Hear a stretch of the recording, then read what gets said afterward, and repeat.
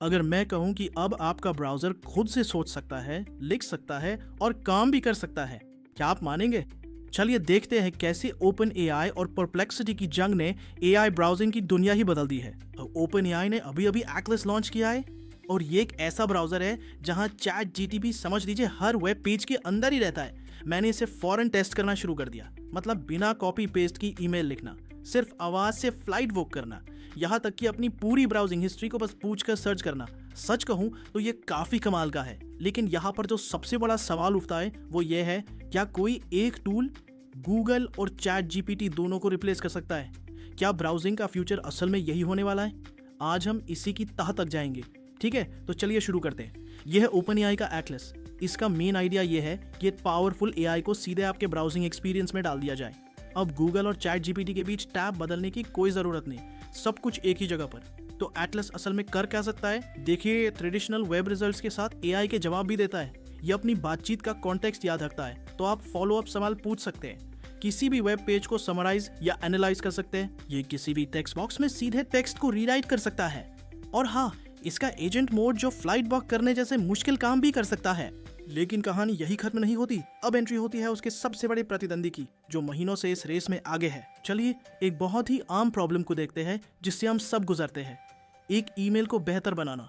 होता क्या है, हम जीमेल में कुछ कच्चा पक्का लिखते हैं, फिर लगता है कि अरे नहीं, ये ठीक नहीं है। चैट जीपीटी के लिए एक नया टैब खोलते हैं, टेक्स्ट को कॉपी पेस्ट करते हैं, प्रॉम्प्ट देते रहे और फिर जो नया टेक्स्ट मिलता है उसे वापस जीमेल में पेस्ट करते हैं। मतलब एक छोटे से काम के लिए कम से कम 6 स्टेप्स। लेकिन एटलस के साथ ये सब बदल जाता है। आप बस अपने टेक्स्ट को सिलेक्ट कीजिए, एक चैट जीपीटी का आइकन आता है, उस पर क्लिक कीजिए और बूम, पूरा का पूरा ईमेल सीधे आपके ड्राफ्ट पे लिख दिया जाता है। कोई ऐप बदलना नहीं, कोई कॉपी पेस्ट नहीं। कितना आसान है ना? लेकिन रुकिए, इस खेल में एटलस अकेला नहीं है। परप्लेक्सिटी का कॉमेट महीनों से मार्केट में है और बहुत से लोग इसे अपने डेली एआई ब्राउजर की तरह यूज भी कर रहे हैं। इसका आइडिया भी बिल्कुल वही है, एजेंट मोड, ऑटोमेशन, एआई पैल। यही पता लगाने के लिए मैंने दोनों को आमने सामने रखा, 5 असली दुनिया के टेस्ट में बिल्कुल एक जैसा काम देकर, और जो नतीजे मिले वो उम्मीद से काफी अलग थे। अब शुरू होने जा रही है असली टक्कर, 5 राउंड की जंग जहां सिर्फ एक ब्राउजर निकलेगा असली विजेता। तो चलिए शुरू करते हैं ये 5 राउंड का मुकाबला। हम हर राउंड को स्कोर करेंगे ताकि एक क्लियर विनर का पता चल सके। देखते हैं कि असली दुनिया के कामों में कौन बेहतर परफॉर्म करता है। हमारा पहला टेस्ट है एक नॉर्मल से मैसेज को एक प्रोफेशनल ईमेल में बदलना। ये एक ऐसा काम है जो शायद दिन में कई बार करना पड़ता है।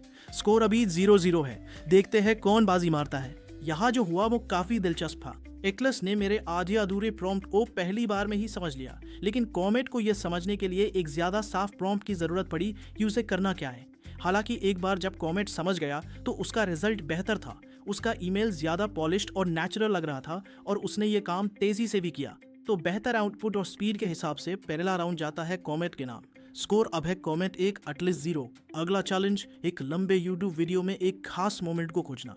हम सब ने ये किया है, वीडियो को आगे पीछे करके सिर्फ वो एक क्लिप ढूंढने की कोशिश। ये एक ऐसा काम है जहां एआई को सच में हमारी मदद करनी चाहिए और हमें इस झंझट से बचाए। परप्लेक्सिटी का पास एड ब्लॉकर था, इसलिए उसने एड को आसानी से बाईपास कर दिया और सही टाइम स्टैम्प पहले ढूंढ निकाला। अब स्कोर बढ़ रहा है, पर खेल पलट सकता है। आगे आने वाला राउंड पूरी बाजी बदल देगा। एटलस को भी वो सीन मिला, लेकिन वो कुछ मिनट आगे पीछे था।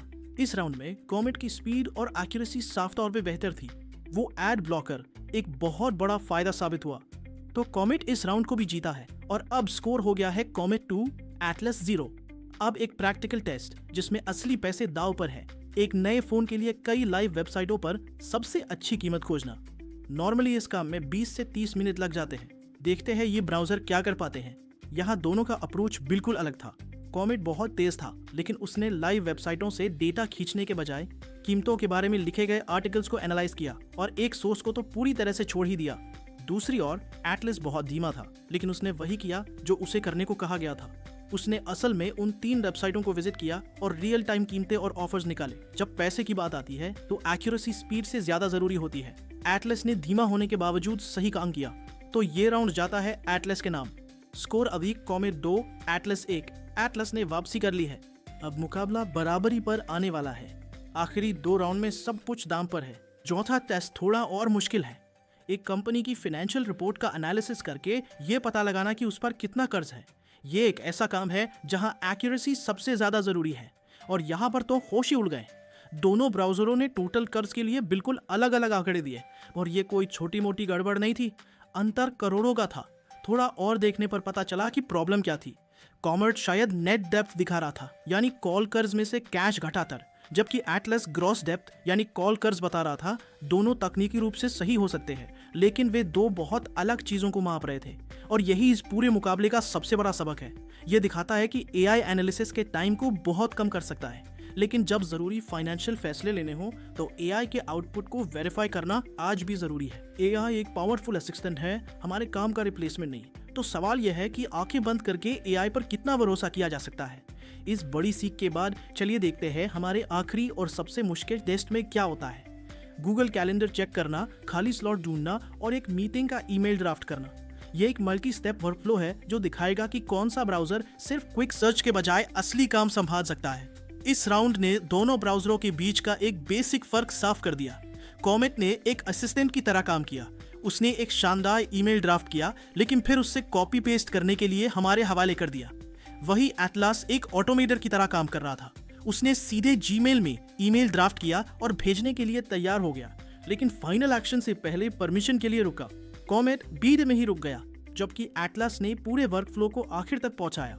इसीलिए ये राउंड एटलस जीता है और इसके साथ ही हमारे इस मुकाबले का नतीजा होता है एक टाई। तो 5 राउंड के बाद फाइनल स्कोर है एटलस 2 कॉमेट 2।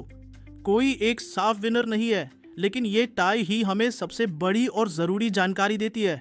तो इस टाई का असली मतलब क्या है? इसका मतलब ये है कि सबसे अच्छा एआई ब्राउजर जैसा कुछ नहीं होता।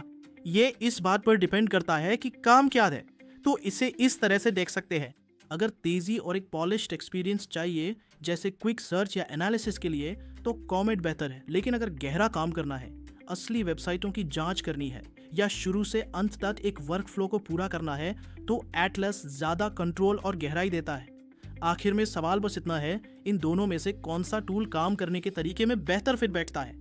एआई ब्राउजर की इस जंग में कोई एक विनर नहीं है। असली विनर वो है जो अपने काम के लिए सही टूल चुनता है। अब जब आपने दोनों ब्राउजर की जंग देख ली, बताइए आपको कौन सा ज्यादा स्मार्ट लगा। नीचे कमेंट में लिखिए टीम एटलस या टीम कॉमेट, और ऐसे ही एआई टूल्स के रिव्यूज के लिए फॉलो जरूर कीजिए।